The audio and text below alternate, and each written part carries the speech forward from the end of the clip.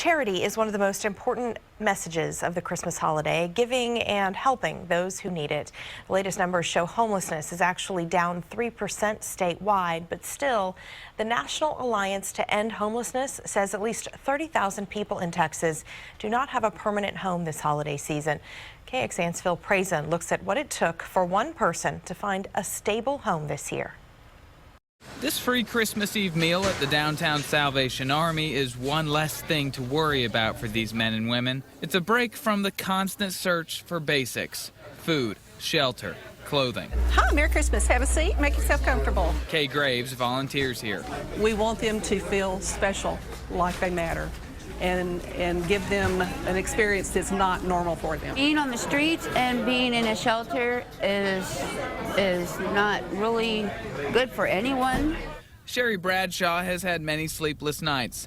Years on the streets and 4 months in the shelter, she celebrates this meal and for the first year ever, her own apartment. I've been sleeping in. I've been getting some rest. She found the place on her own. The Salvation Army helped with the deposit and rent. Now she searches for things many take for granted. Pots, pans, furniture, things like that, stuff that goes inside the apartment. She's one success, but the bigger story continues. There are still thousands of Texans spending these holiday nights on the streets.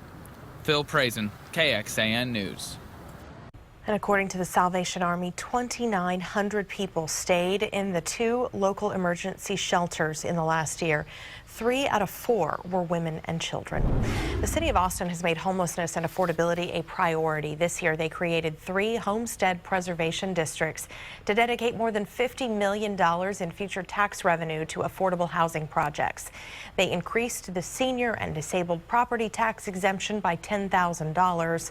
They won approval for the Pilot Knob planned unit development with 1,000 housing units through the city's Smart Housing program. The city also made it harder to demolish apartment complexes for low-income tenants.